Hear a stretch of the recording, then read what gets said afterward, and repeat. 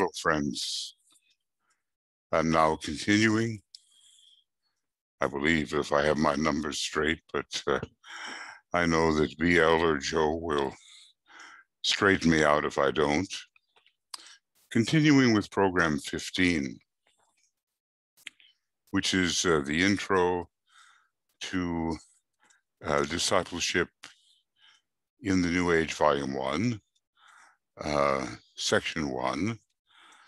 We're still on Part 3, and it's a video commentary. This is the 26th of July, and we're beginning on page 28 with the new program. But I just want to segue a little bit, as I always do. I see my face is kind of divided in the light here, but anyway, we'll make the best of it as we can do. DK is saying, of course, I will always distinguish between what he is writing and what I am commenting upon. And by now, you know my usual method of doing that. And so just listen for the difference. Obviously, what he is saying is the main point. Yeah. Okay. That may be a little more audible. What he is saying is the main point, and then my associations coming from experience or coming from other parts of the teaching may bring some light, additional light to the subject. In this segue that I'm going to read, he says, those who are in preparation for initiation must learn to work consciously with glamour. Consciously.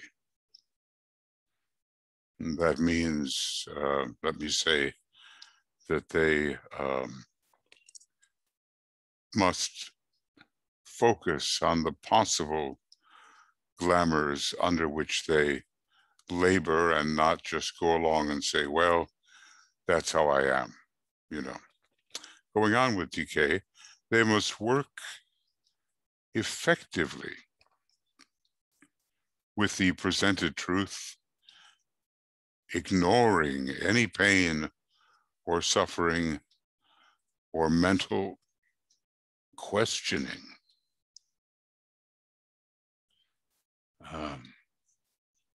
Want to emphasize that. Repeating here, ignoring any pain, may I say often of a psychological kind, or suffering, or mental questioning, may I say, of the confused and uncertain mind, ignoring any pain or suffering or mental questioning which is incident to personality rebellion and limitation. And may I say, we are all subject to this until quite a high stage of advancement is reached. The personality will rebel. It is battling with the angel of the presence. This can go on for a number of lives. And maybe we are in the midst of just such a life. In any case, it is a while before we are, before we find that the angel of the presence has completely conquered the rebellious personality and has aligned it with deeper purposes, which quiet the rebellion, quiet the personality limitation. Going on with DK, they must cultivate that divine indifference to personal considerations, which is the outstanding hallmark of the trained initiate. May I add, not just the newly made probationary initiate, but one who is used to working in this new way and is trained by those who know more and better. In this case, very much by Master DK, who has what we might call a training ashram. There is a technique also, along with the technique of light and the technique of the presence, called the technique of indifference. And it very much applies to Maya. But here I think he means it in a divine indifference in a larger sense. The trained initiate does know who he or she is or is not, and is not fully invested in concern over the vehicle. Of course, as I've said, that's a tricky business because you have to be on the outlook or lookout for the antics of the vehicle, and at the same time not treat the little personal self as if it is the real self. And even that, even achieving that would really be something. Now, I hope I'm correct in saying this is the beginning of program 15. If I'm not, I will be corrected by my trusty associates who can keep the numbers straight better than I do. Okay, now we go on. And DK says, I shall not deal further with the subject of glamour as it affects or might affect this particular group of disciples in my ashram. Now, that, may I say, that group is composed of those who are not only found among group number 2, the trained observers, but every one of those 10 intended groups, all of which were not yet formed, are subject to glamour. And even as an accepted disciple, which occurs somewhere between the first and second initiation, one is still subject to glamour. Maybe when one is truly a chela within the aura and a confirmed third degree initiate, the glamour is much reduced. But you know the old story, even the rich young man who was rich in his causal body and fulfilled the law admirably, he went sadly away when the Christ demanded of him even more. Sell all you have. Look at the symbolism of it. Give the proceeds to the poor and follow me. It was just too much for him at that time. But then there are corrections which occur. The whole foundation of the mysteries, as they appeared in later Lemurian times, is based upon correction of those who went within but indiscreetly talked about it when they returned. But then those original individuals who acted incorrectly have long since corrected their mistake. Master DK goes on. The times are urgent, and the need of humanity so great that there is no, quote, space in consciousness, to use an ancient occult phrase, for the reiteration of the known ideal, or to tell you again what needs to be done. Yeah, let's look at that for a moment. Space in consciousness is an interesting term.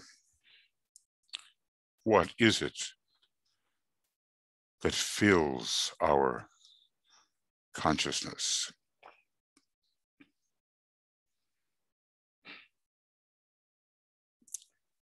Is it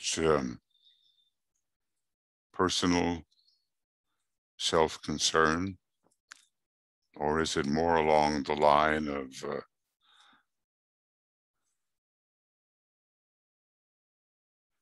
forget yourself,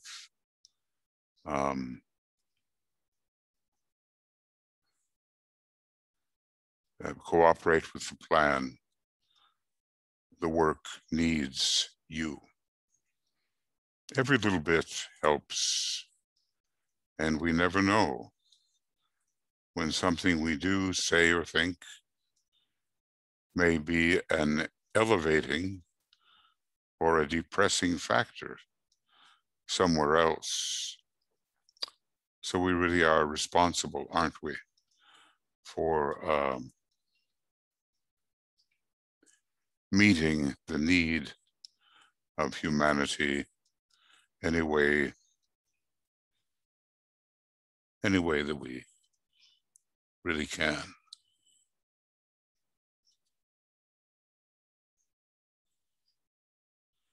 And I guess that requires a lot of skill in action, which was one of the keynote initials of Alice Bailey herself. I think DRS, those were her initials: detachment, rest, skill in action, DRS.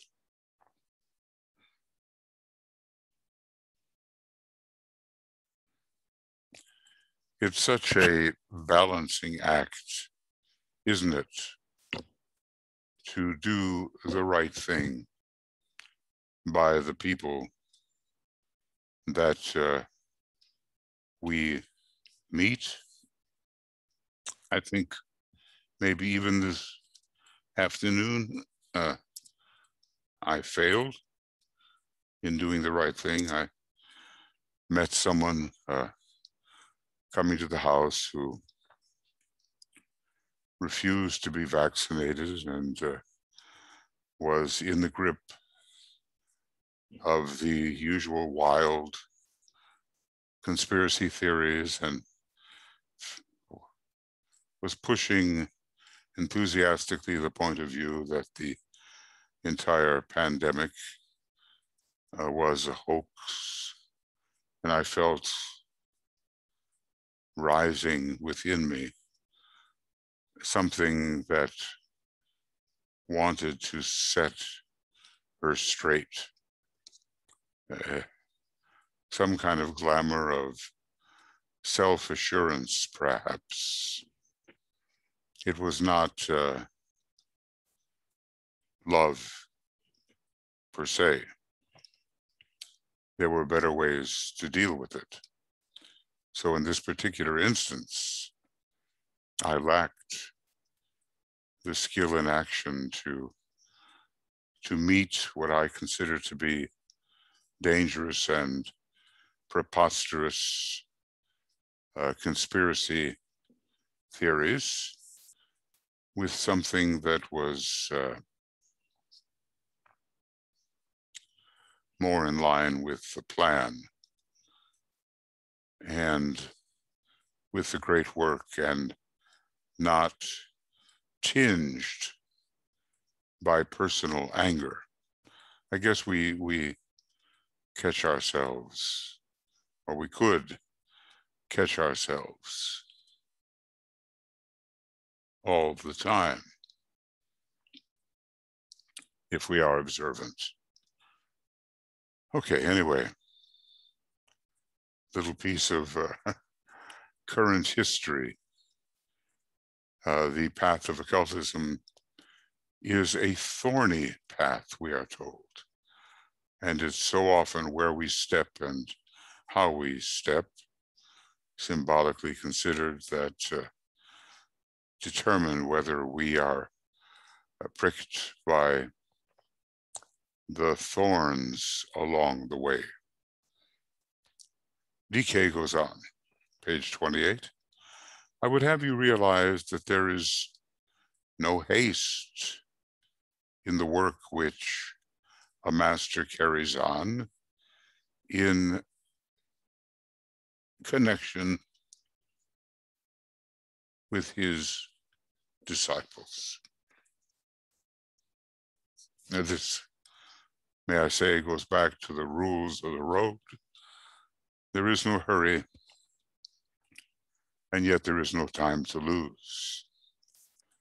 Each pilgrim, realizing this, presses his footsteps forward until he finds himself surrounded by his fellow men. Some move ahead, he moves after or follows after.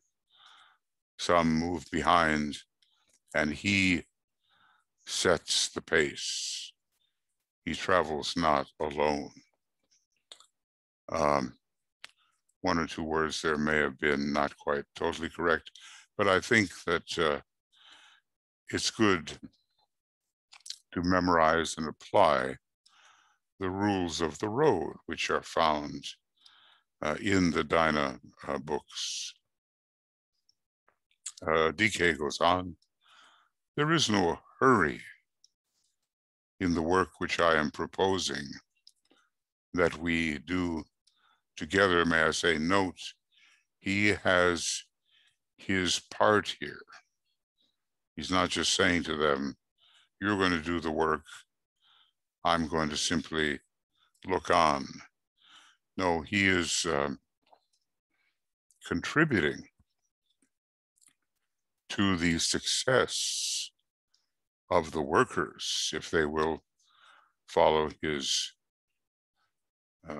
suggestions. So anyway, repeating his words, there is no hurry in the work which I am proposing that we do together, but neither should there be any waste time or lost motion. You may remember the 9 glamours that were part of the last program. And there, I think, was the glamour of duty, which when it wasn't real, when it was officiousness, over responsibility, such as, let's say, the feeling that the disciple had to attend to the affairs of her already grown-up children, that it was her duty to do so. Well, that would lead to the very kind of waste, motion, and emphasis upon the non-essential that DK is talking about here. But neither should there be any waste time or lost motion. Going on with DK, it will become apparent to you that much that I seek to accomplish is related to thought control and to the activity of the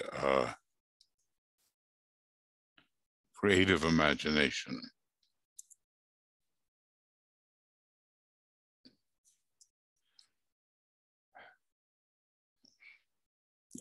Let me say this is largely a psychological approach, and it's meant to fill the psyche with soul light and therefore manage the elemental nature, which left to itself will become the rebellious dweller on the threshold. Going on with DK, the hierarchy produces its effects upon the plane of appearances through the potency of its unified conscious thinking. So let me say it's the mastery of thought pursued under a unified, harmonious condition, even though the methods may be different with the different disciples, at least the objective is shared, that produces the effects upon the plane of appearances, which for all practical purposes we can consider the physical plane, though from a truly planetary perspective, the lower 18 subplanes and even 21 subplanes are involved in subtle appearance.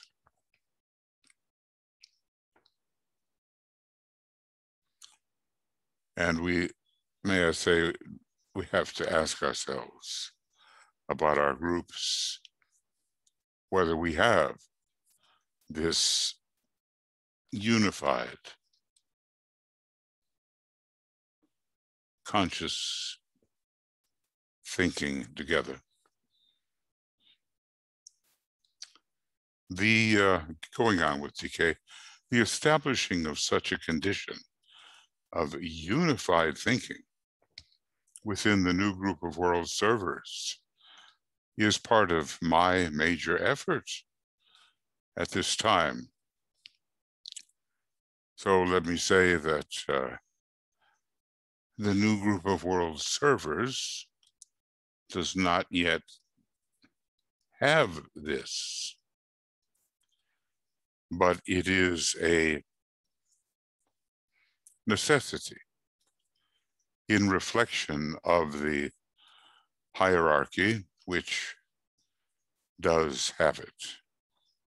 Just think for a moment about your groups in relation to unified thinking, unified conscious thinking.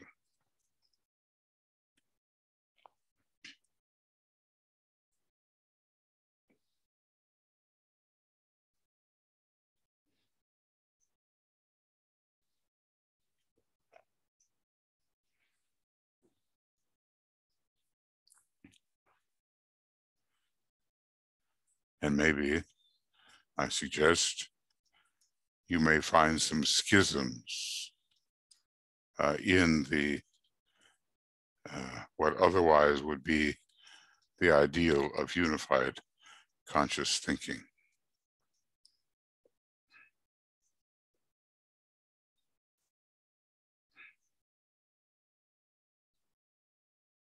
Okay, going on with decay. We can achieve little until that has been brought about. Well, we, who's the we? The we is the hierarchy trying to work through its interest, its interest in its vehicle, the new group of world servers.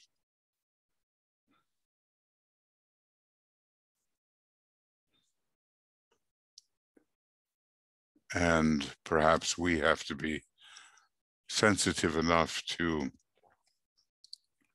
detect how hierarchy is working and the presence of the pressure of hierarchy. I have to keep on coming back to Master Moria, who says, "Must we shout it in your ears? Hierarchy." Well, when you hear that, there's no doubt that a very strong attempt is being made to get through to us, and probably a very necessary attempt, because for all of our knowledge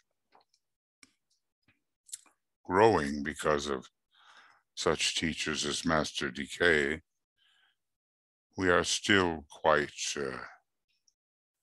insensitive to a first-hand experience of higher, impressive points of tension.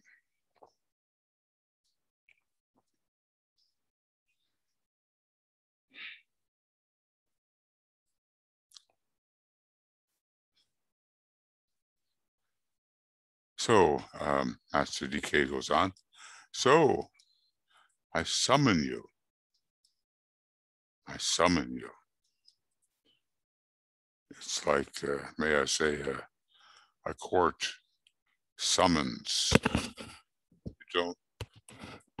You don't want to refuse it because it carries the force of law. Now, Master Decay will never compel, but you can sense the urgency in his words. "So I summon you to a new phase of intense inner living and dynamic thinking." May I say, he did say that in Foster Bailey's meditations,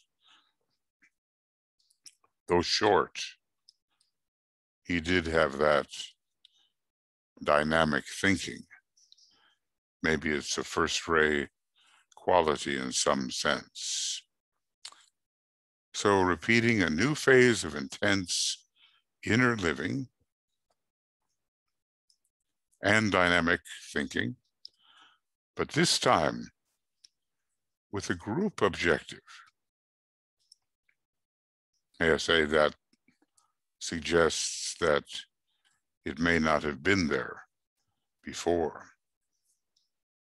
Repeating, but this time with a group objective, the objective of group fusion,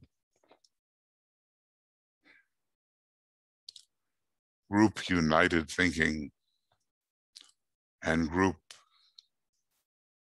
relation. Now we notice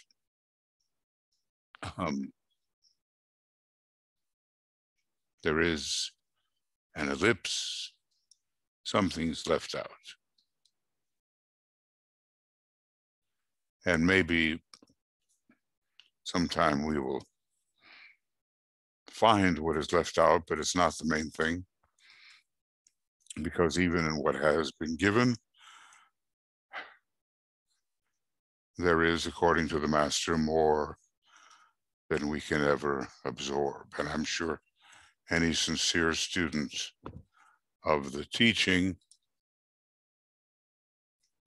knows that that is the case.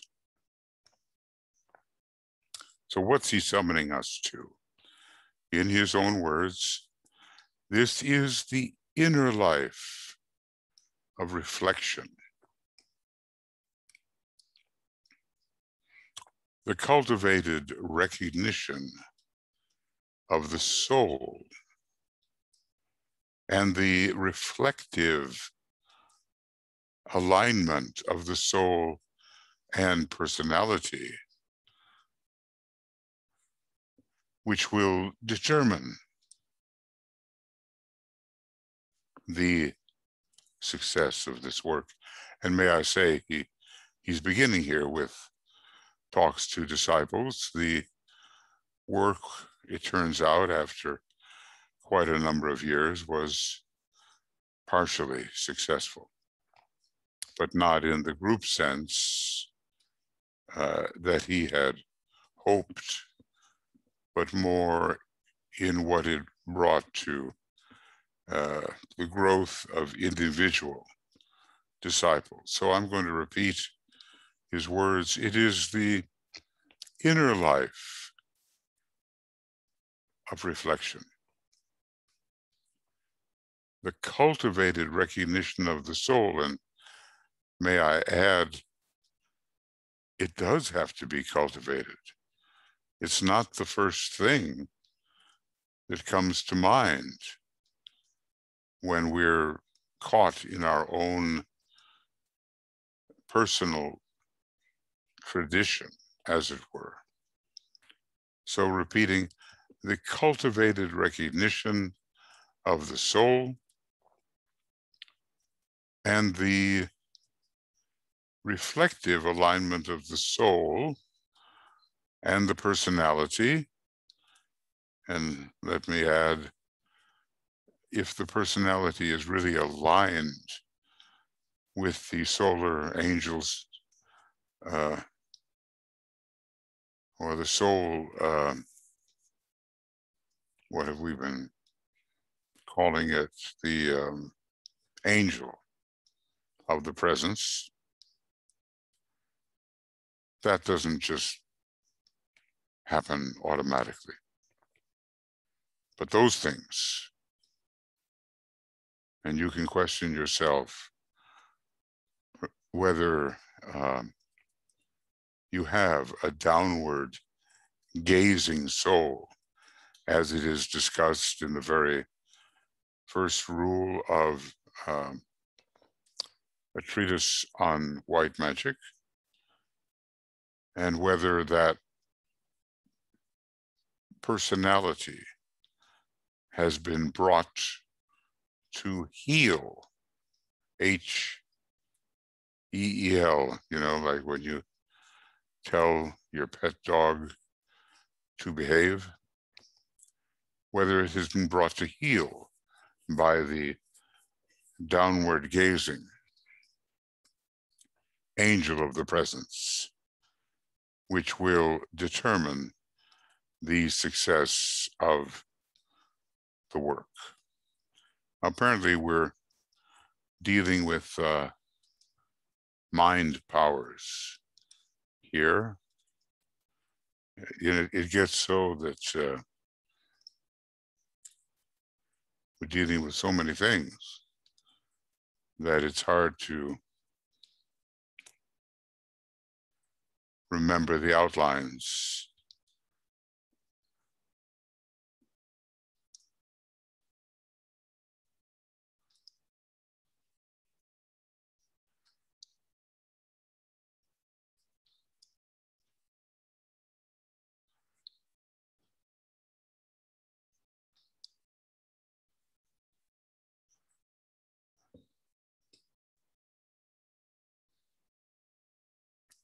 Well, here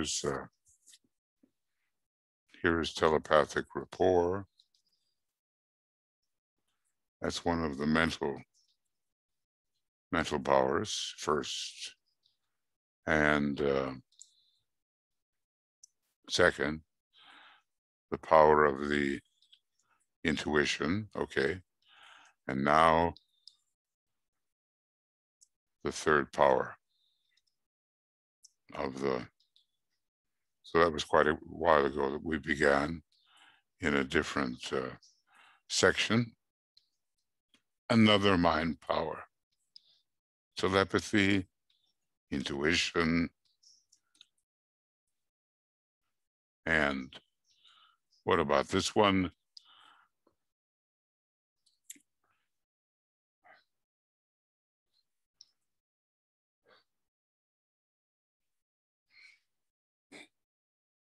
Really, may I say, this is pretty demanding stuff. These requirements are not easy.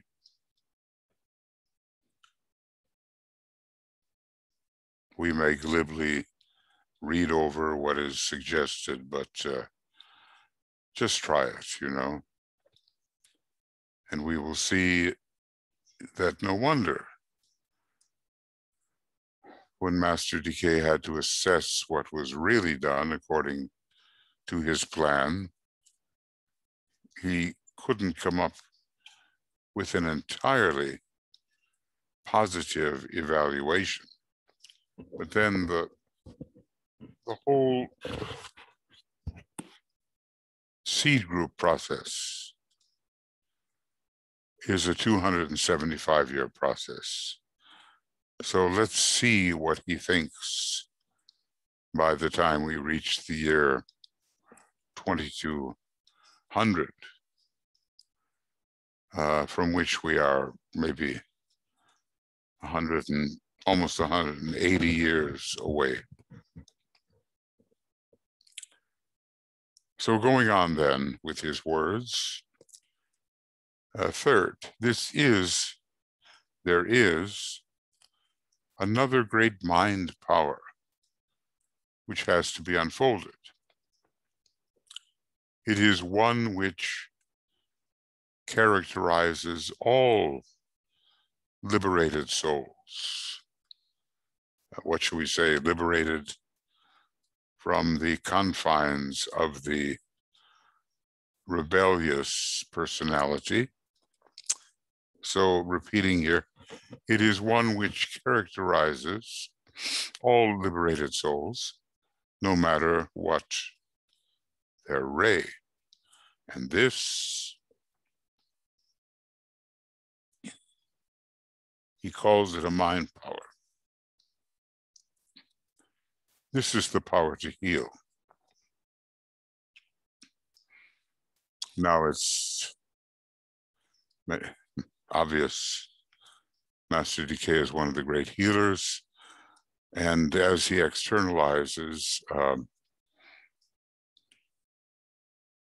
those healing abilities will come to the fore, will be demonstrated, will be more and more available for human beings. Right? Human relations, that's a major theme of his externalizing ashram and the power to heal. Going on with his words, this work is as yet in embryo, and the group consciousness is as yet so young and unpolarized, I suppose unpolarized in the soul. So young and unpolarized that it is needless for me to enlarge upon the possibilities ahead. Though, let me say that by the time he got to writing the book Esoteric Healing, which was ahead somewhat, he did enlarge, I would say, upon causes and upon better possibilities lying ahead. But notice it is a great mind power, this power to heal. Telepathy, intuition, and the power to heal.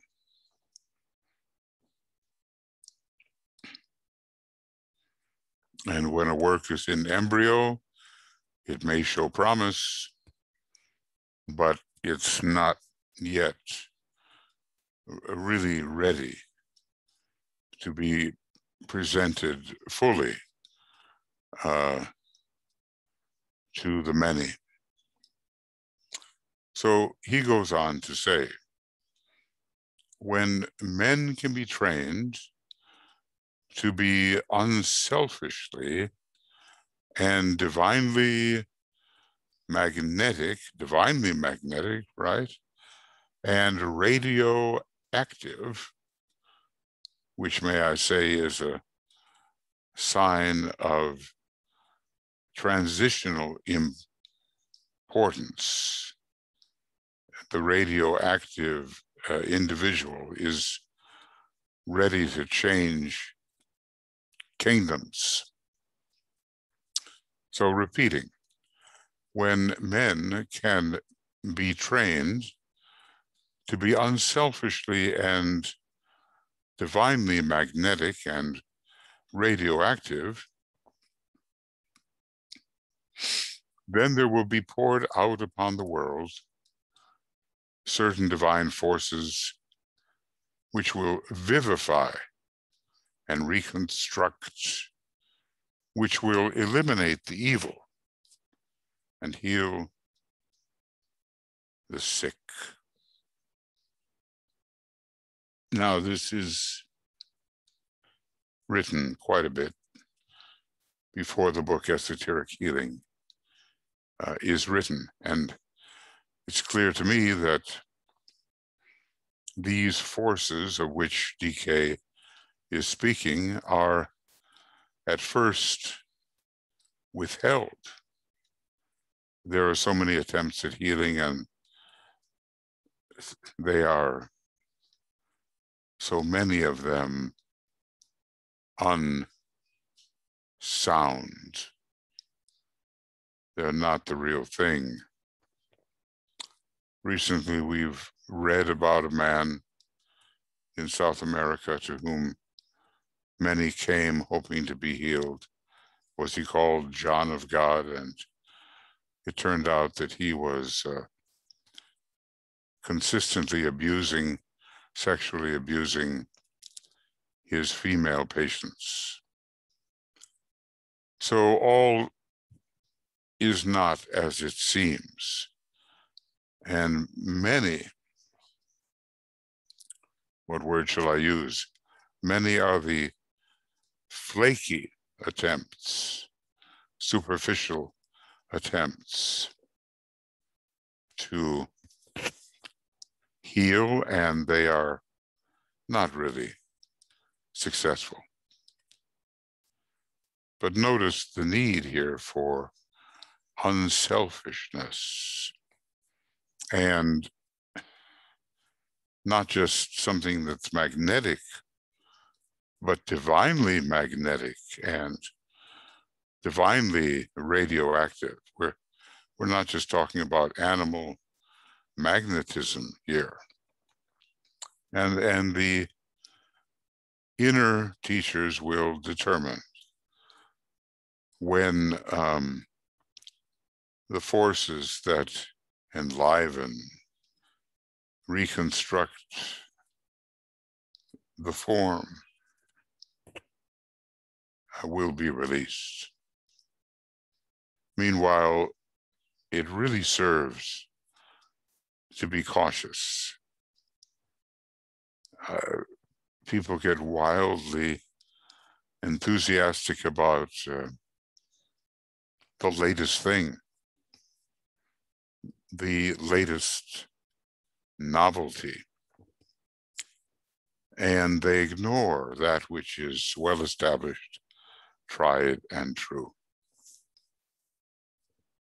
Such is the adolescent rebellion of humanity, and especially in a country whose psyche is quite adolescent. And I'm speaking of the United States, not only as it was then, but even now in the throes of adolescent rebellion.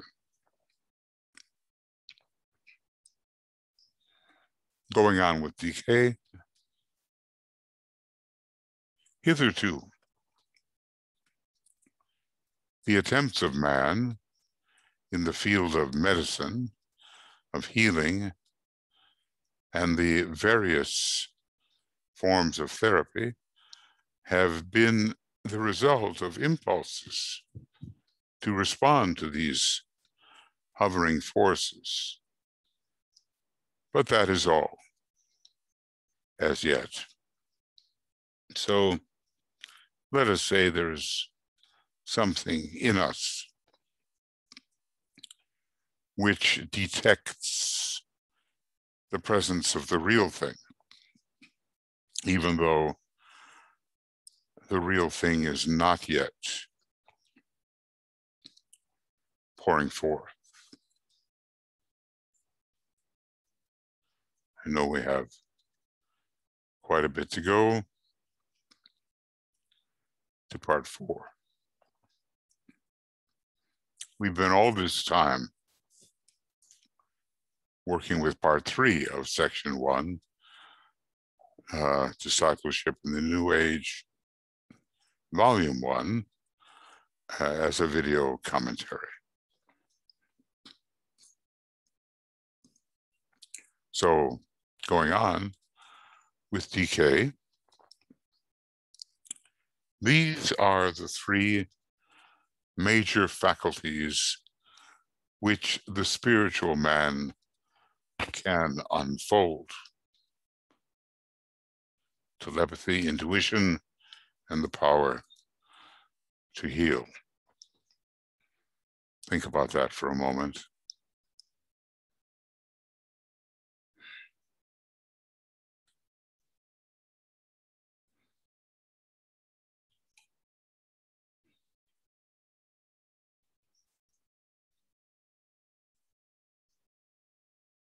And so much depends for success on the alignment with the soul and the general condition of love which fills the psyche.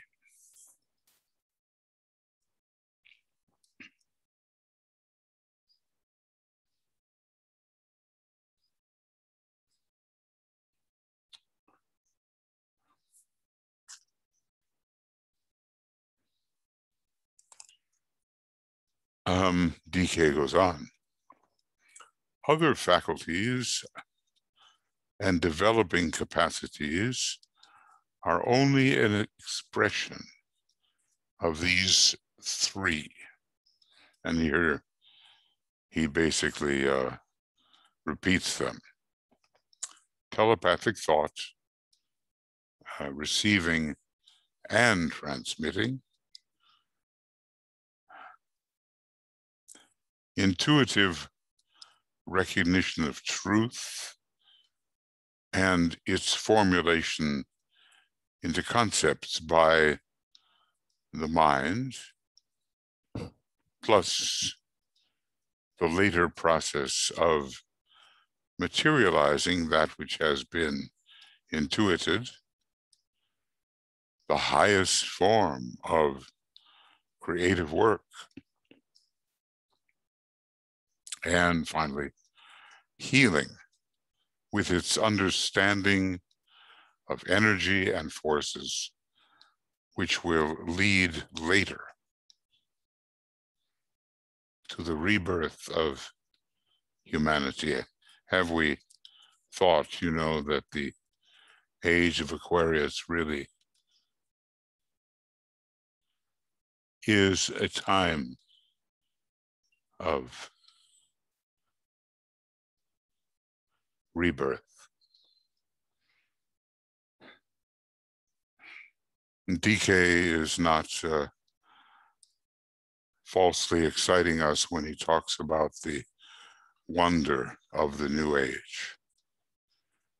And trapped as we are at the present time in all kinds of unnecessary schisms between knowers and non-knowers, we must not forget what is coming and must have the confidence that it will come, and especially it will come in the right way if we play our parts.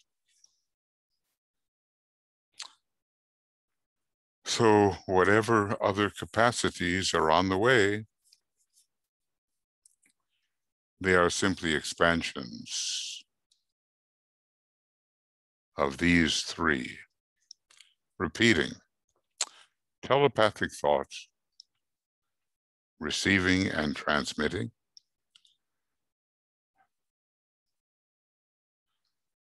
intuitive recognition of truth and its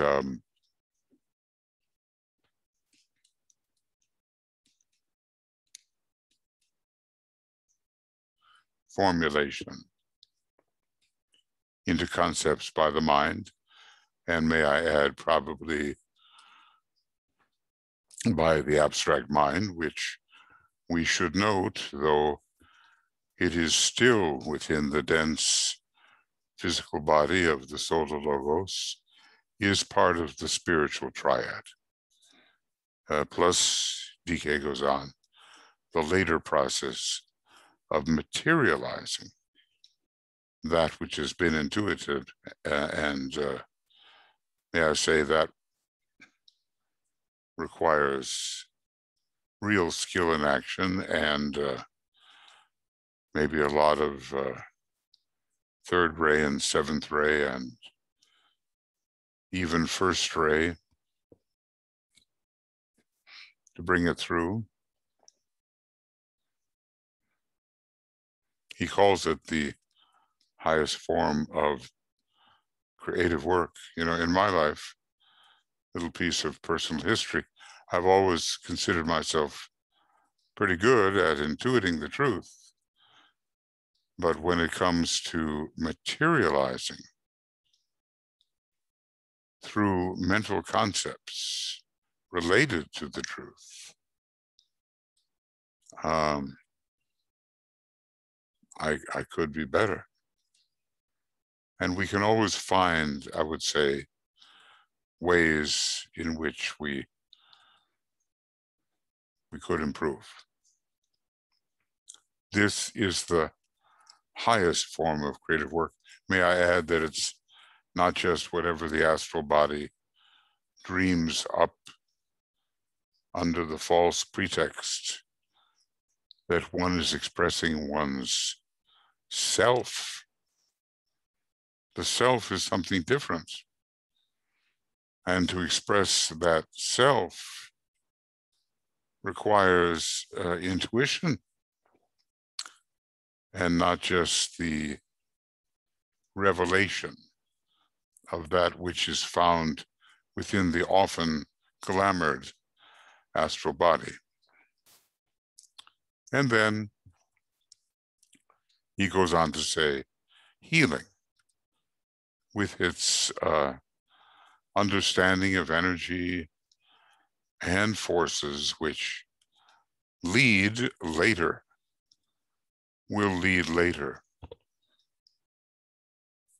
to the rebirth of humanity.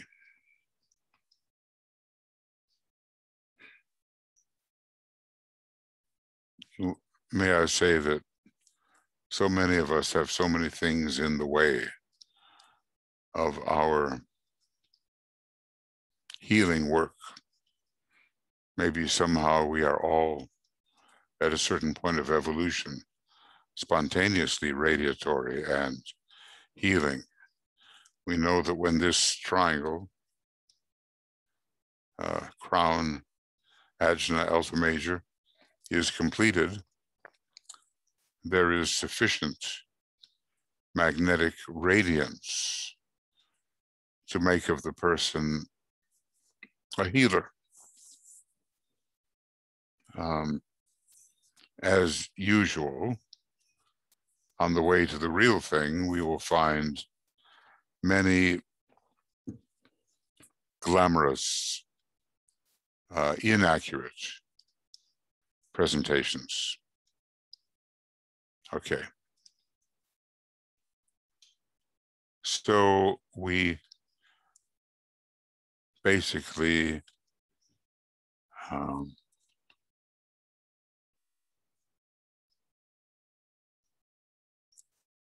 well, this is, if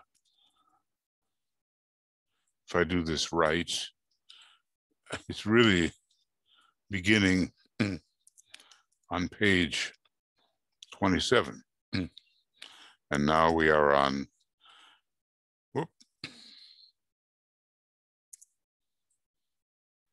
we are on page 29.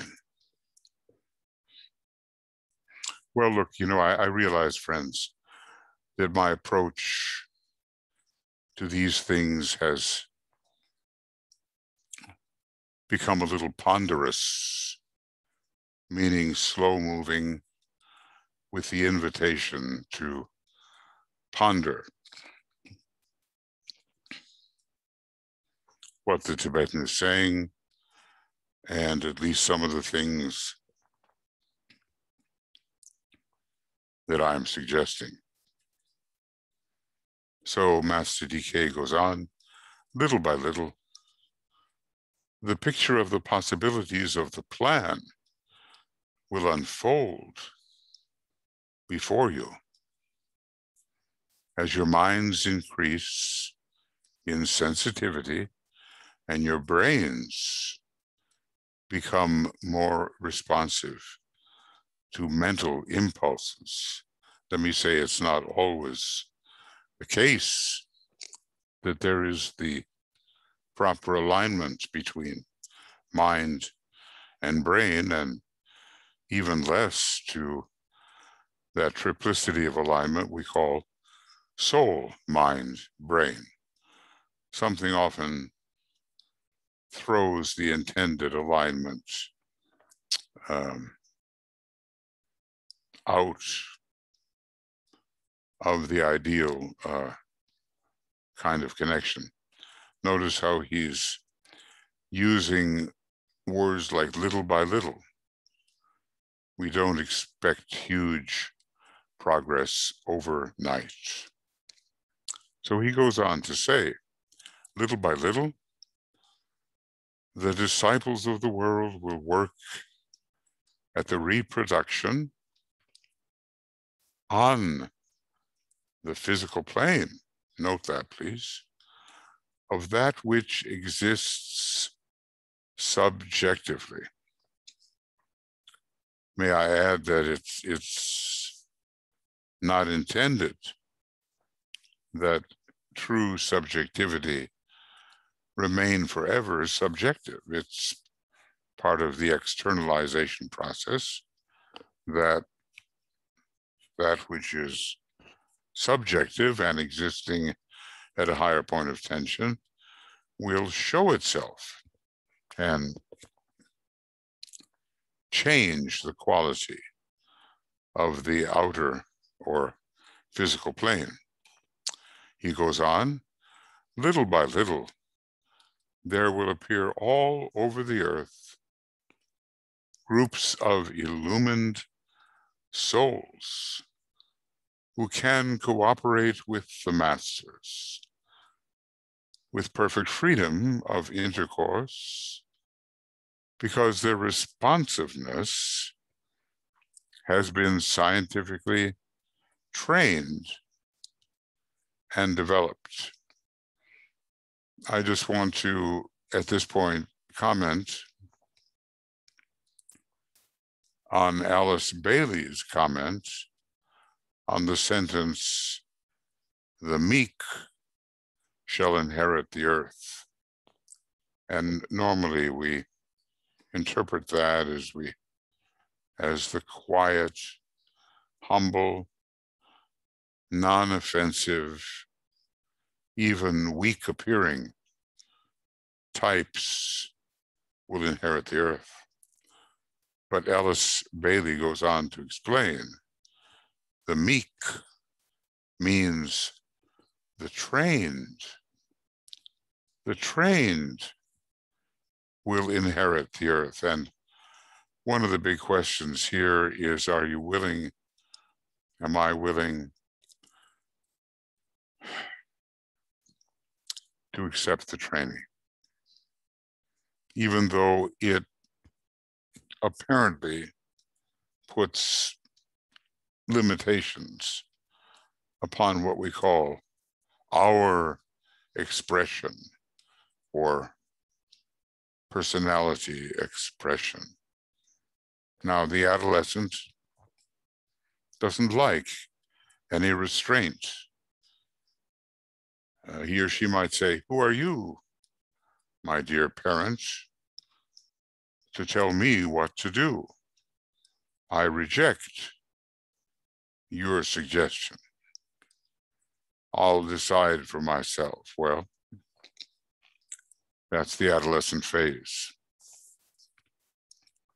And what do they call them? Well, the terrible teens. And then, of course, earlier on, there's the terrible twos. I remember when one of my children learned the meaning of the word no, somewhere around the second or third year. Everything was no. And it's part of establishing to an initial extent one's independence, and it can grow from there.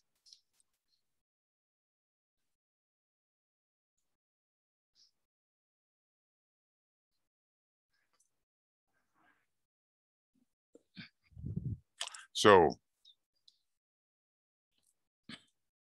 we are in that process of scientific training,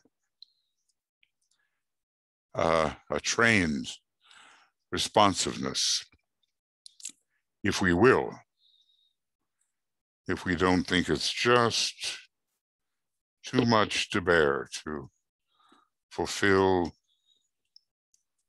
all these requirements. And, you know, when you start reading closely what Master DK is saying with his illumined and highly organized mind, there is a lot with which to contend. So anyway, going on with him regarding these future groups of illumined souls, he says, their power to work in tune with or in unison with the hierarchy, to cooperate with the group life of many other groups of disciples, and to communicate light and revelation to the world of men, will later become an accomplished fact and is already much more actively present and potent than you think. Well, DK, let me say, is often telling us how much more widely his books are read than we might expect. And he works at decentralizing us so we don't mistakenly think that our particular approach to group work is the only approach going on, and that other masters, for instance, the Master Jesus, will have their own groups and approaches. If what he teaches results in a greater centralization, which is a keeping of the eyes upon the personal self, well, then it's not been a success.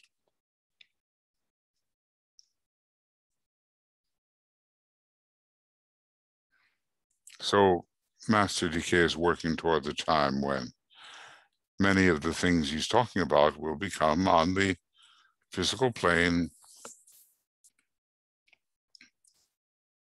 accomplished facts.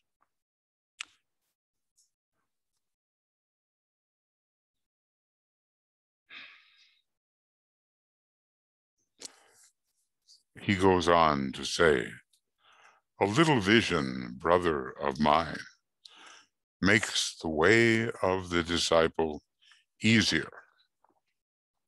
And hence I have enlarged somewhat upon the possibilities which we, I guess he means the masters, which we, with our prevision, regard as already facts in manifestation. Well, let me ask what manifestation means to a master. And the planes of manifestation are the lower 18 or even the lower 21 subplanes. So we're not talking about having to wait until that which intuition reveals appears upon the dense physical plane. Anyway, wouldn't you say that your sense of vision has greatly increased as a result of studying the works of that illumined and organized mind of Master DK?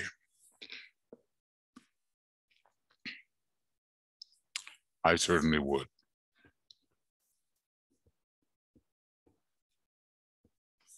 And I'm sure there are those among you for whom that is also the case, the sense of vision increasing. So I'll repeat that. A little vision, brother of mine, may I say he called the female students brother too. It had more to do with the masculine nature of the human kingdom, I think. A little vision, brother of mine, makes the way of the disciple easier, and hence I have enlarged somewhat upon the possibilities which we, with our prevision, regard as already facts in manifestation. May I add that basically, if he sees something that will be, it's as if it has taken place already.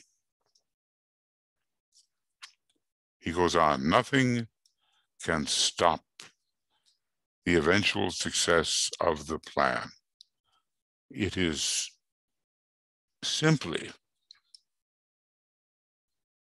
a question of time. Now, isn't that a golden sentence for encouragement? When we become discouraged, as is natural to do for people of our spiritual status, people living at the point of tension that we customarily live at.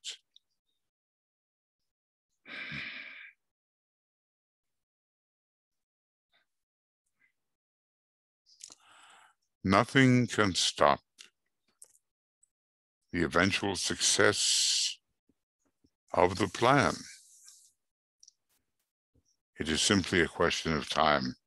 And what does that mean?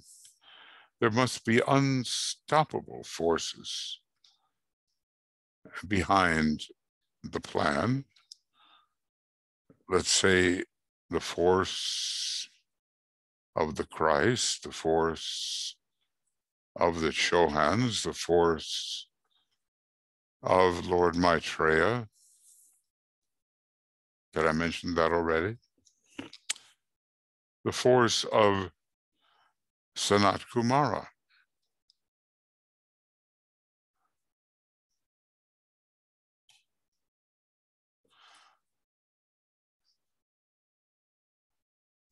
Nothing can stop it.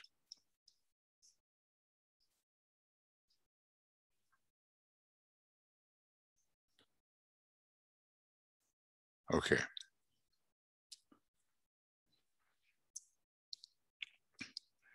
So Master DK goes on.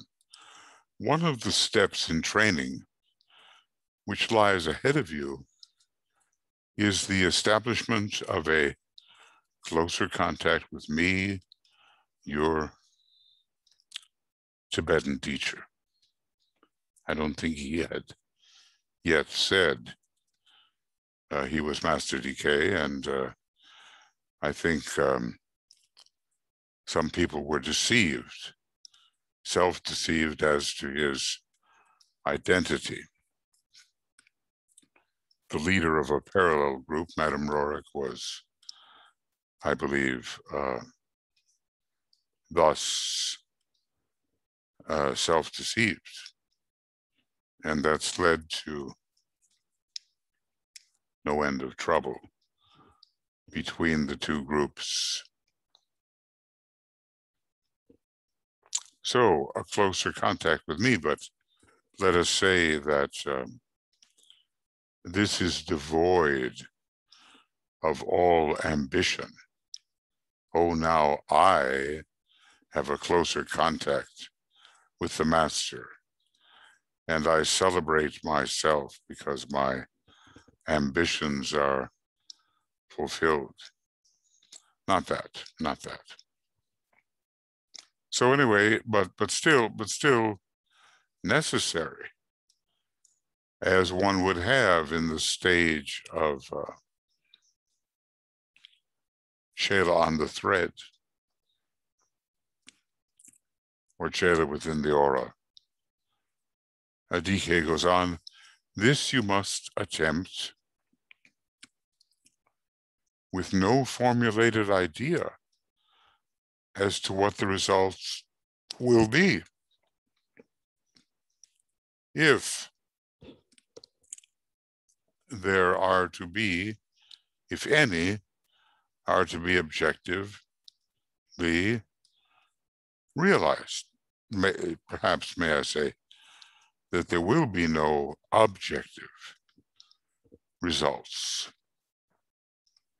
So this gets into that very sticky and glamour-filled area of the so-called my contact with the Master. Many people are longing for that, you know, but for the wrong reasons.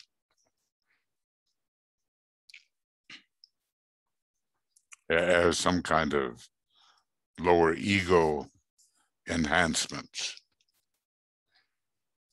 DK goes on, the results may be sensed by me alone, on my side, or they may work out in certain specific realizations and even phenomena on your side. Let me say, I think we sometimes look for the evidence of those inner contacts in the demonstration of phenomena, but we learn here that it's not necessarily true. Maybe only the master senses that there has been success. He goes on, I indicate not the results of such an activity, for the power of suggestion and the response of the creative imagination is a fruitful source of glamour. What can we say? That people would begin to imagine the counterfeit of that which has not really occurred. The psyche has to be handled so carefully, otherwise it's liable to run off with some glamorous notions which block the truth and true contact.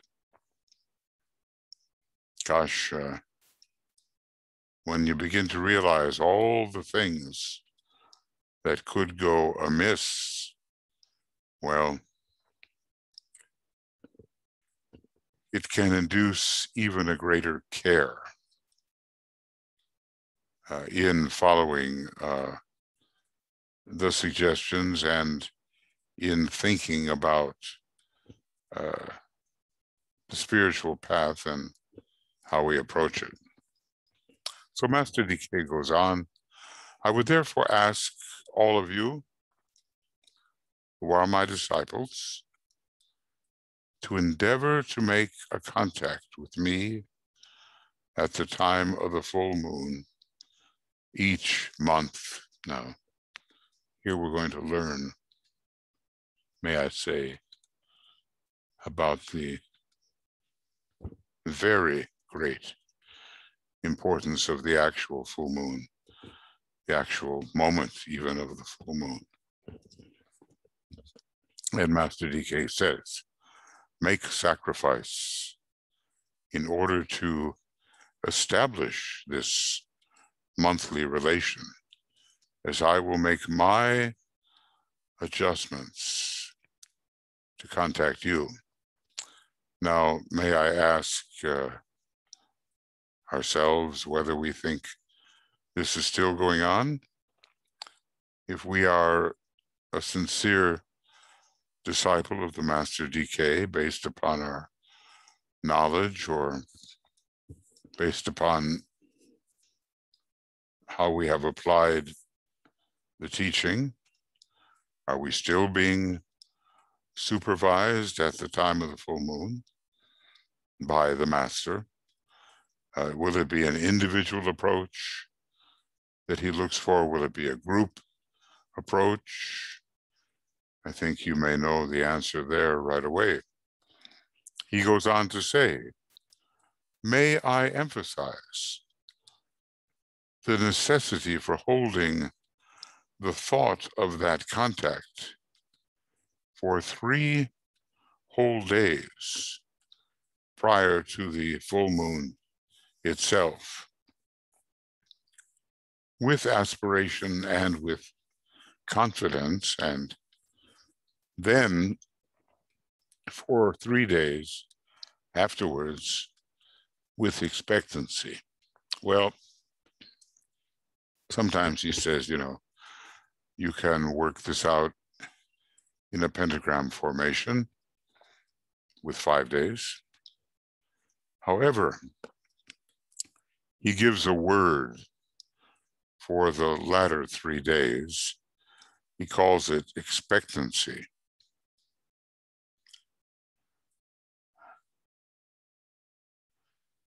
And he tells us that aspiration and confidence are the attitudes we are to have before the actual full moon. So he's compressing a little bit what he elsewhere has talked about when he gives us the keynote for each day.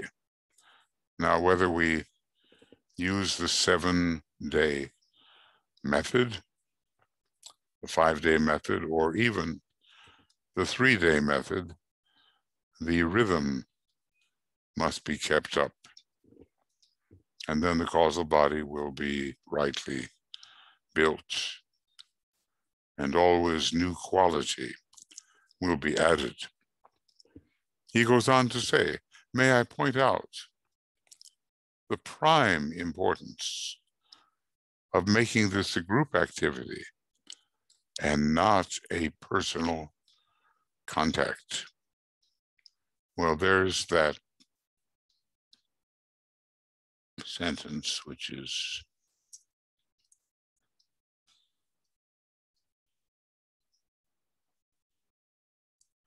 somehow so important. Can't wait, get a hold of it here.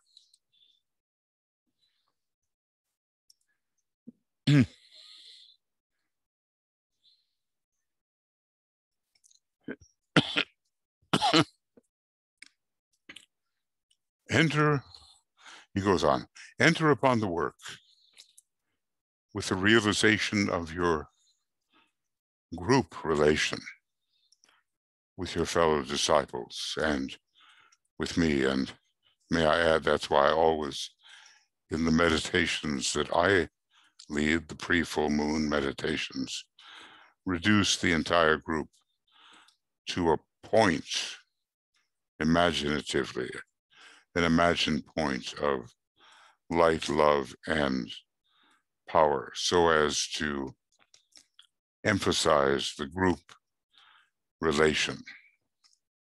Repeating then, enter upon the work with the realization of your group relation with your fellow disciples and with me. For only insofar as you seek to contact me as a disciple in my group will the measure of your success be rated.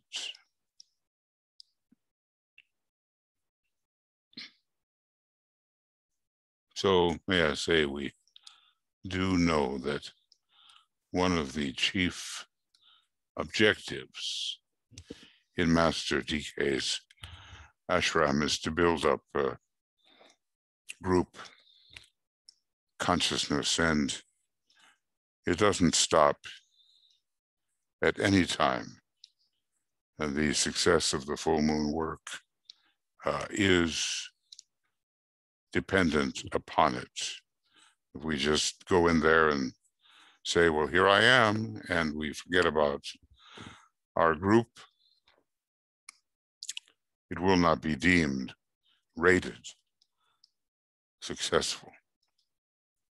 We're getting there. The contact is not, let's see here. Yeah.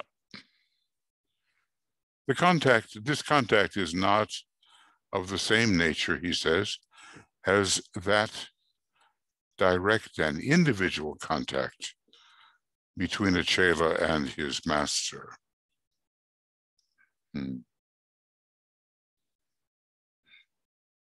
All right, he's making again a fine distinction.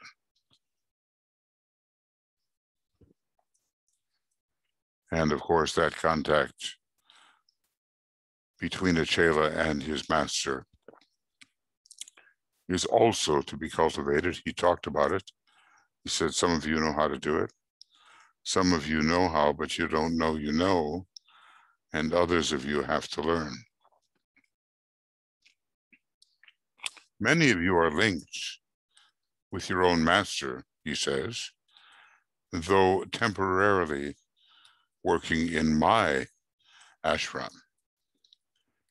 Now, let's add that, or remind that Master DK's ashram is a training ashram.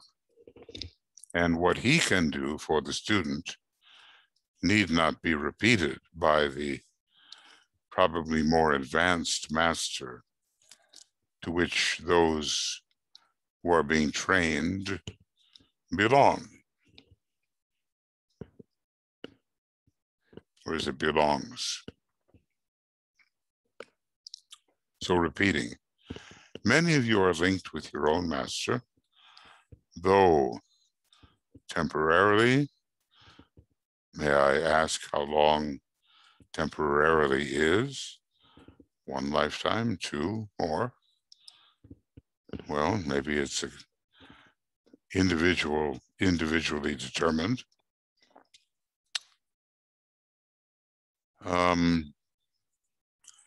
Though temporarily working in my ashram, he says, your contact with me is intended to be a group contact, and as a group, you will seek to strengthen the tie between us. That's somehow an important piece of information, especially, may I say, at the time of the full moon, the contact is meant to be a group contact. Let's really remember that, because otherwise we can be swept away by this habitual individualism.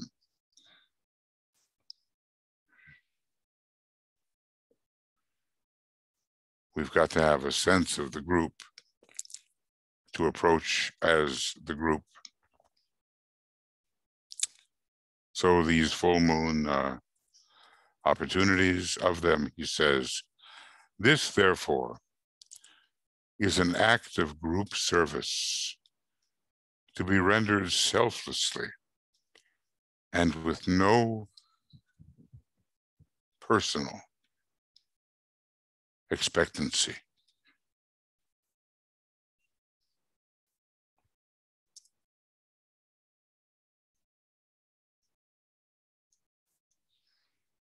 And may I ask, is that the way that is that the way that I approach the master at the time of the full moon?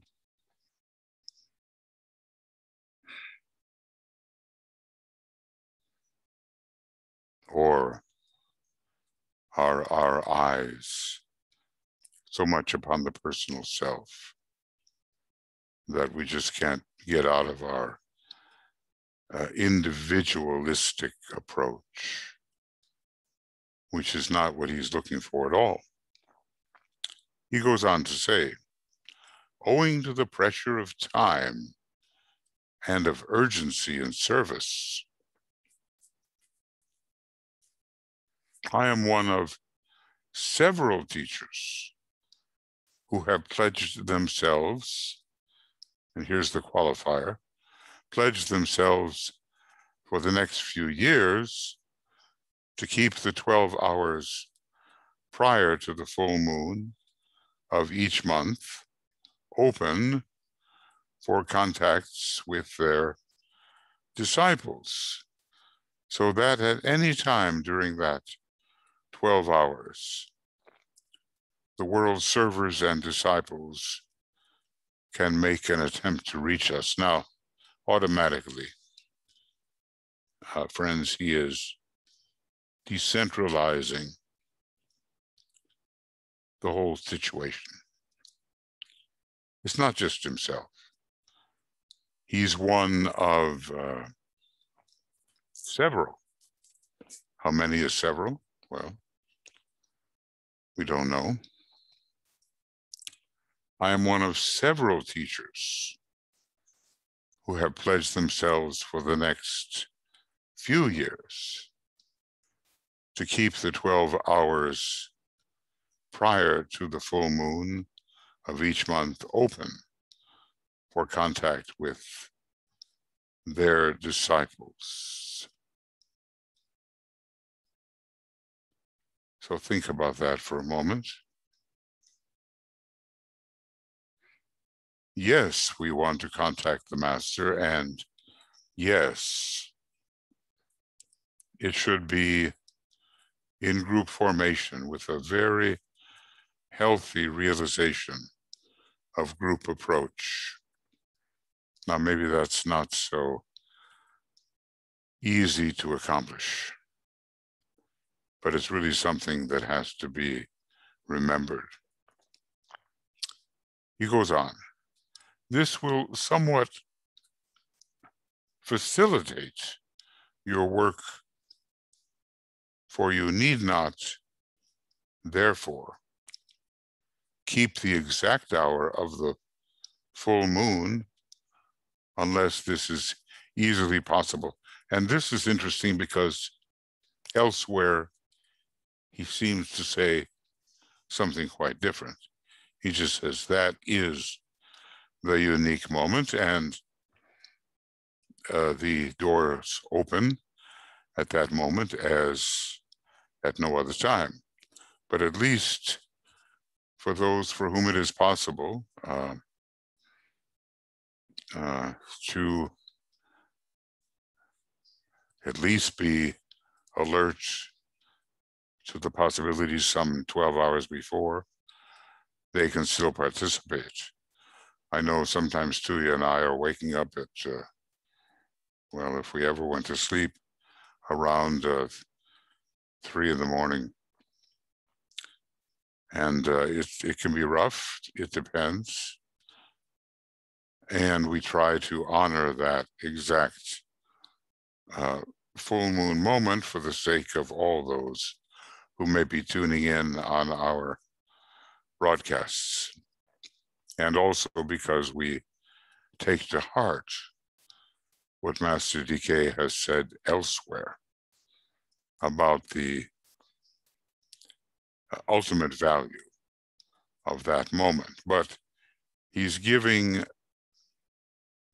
other disciples with their group consciousness a little bit of slack here. Now, of course, I wouldn't necessarily recommend it. I believe that honoring the exact moment of the full moon, he says, unless it's easily possible, but I believe in general that honoring that moment, even if it is not especially easily possible, can be of considerable value if the body will take it. So basically, and he did say, look, you know, this is going on for a while. Is it still going on? Or when he no longer had that group of accepted disciples, was it discontinued? Well, we can act as if perhaps that he will be alert to group approach even now, but we cannot ascertain whether that is definite.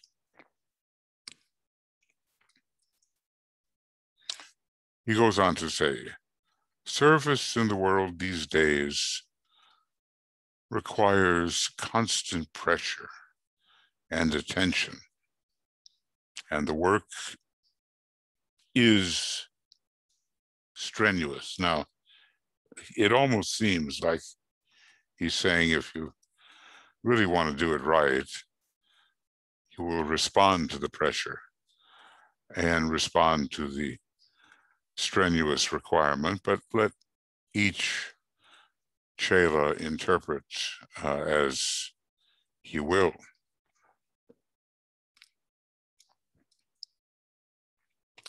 The work is certainly inwardly and outwardly strenuous.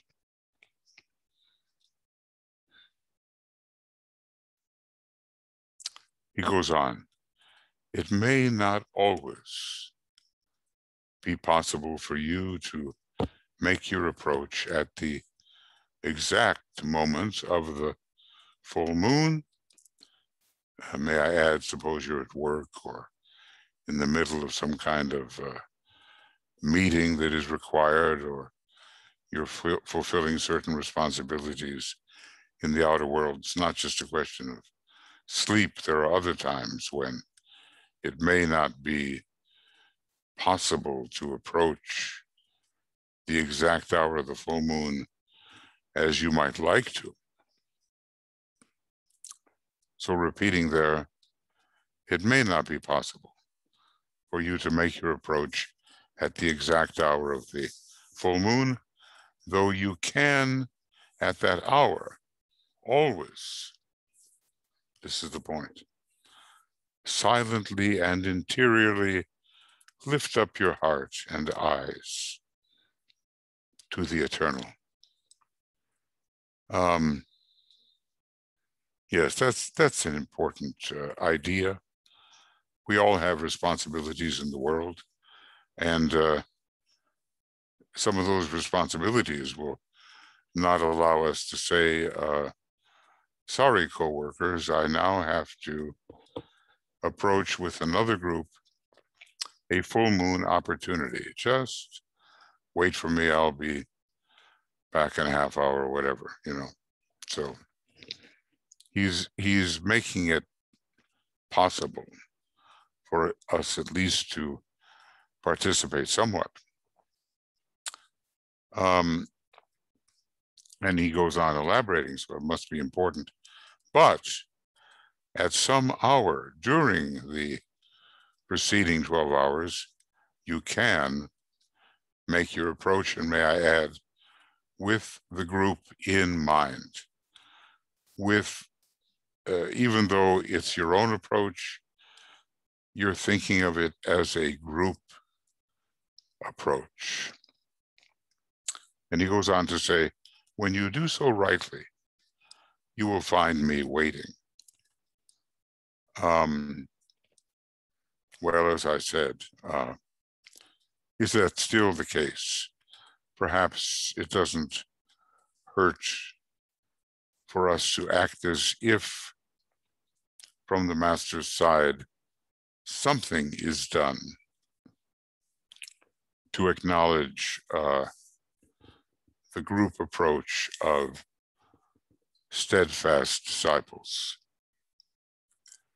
Then he closes this section. Go to your work with clear vision, a loving heart, and an understanding love. What can we call it? The unison of heart and mind, a very Venusian type of attitude.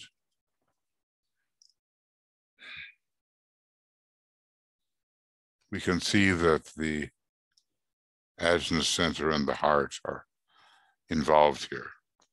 Much can then be accomplished. So let me say that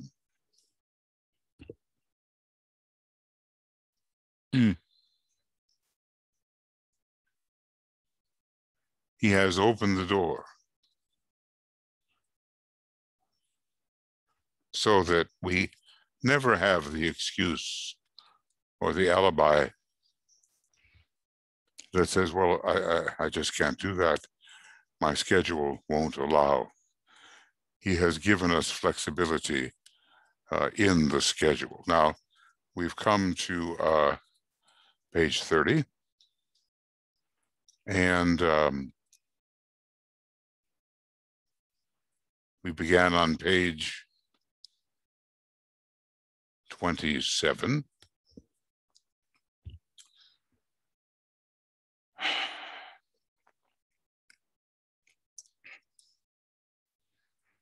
And I'll just put this in here because obviously this is the place to stop.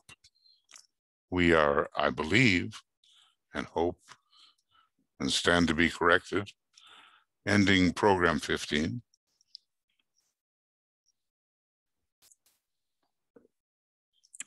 And this is the 27th 6th of July.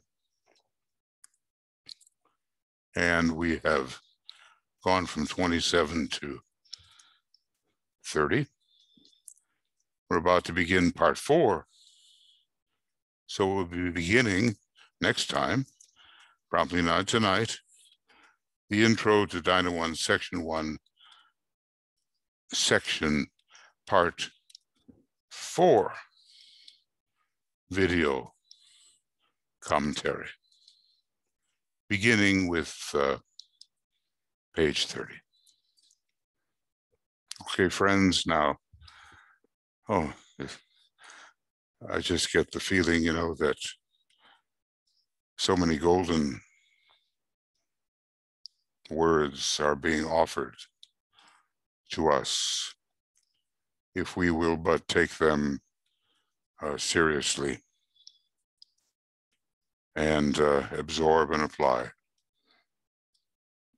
I guess my appreciation for this book has only deepened over the years.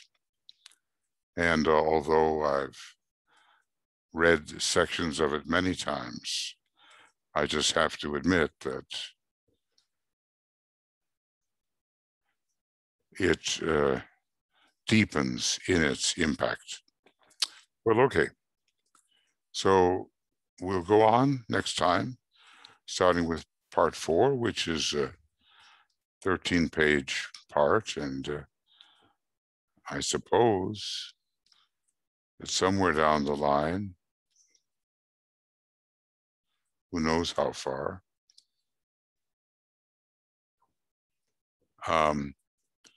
yeah, some of the C groups are here.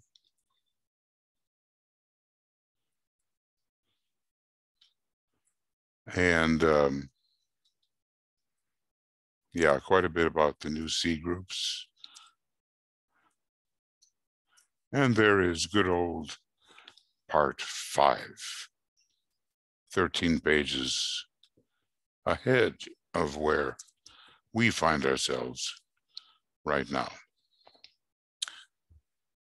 So,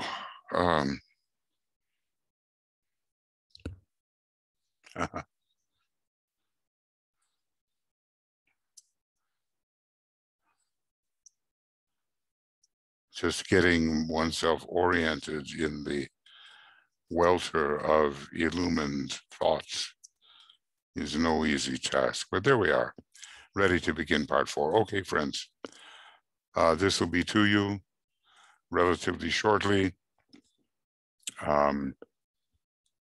either straight from me or from BL or from Harold.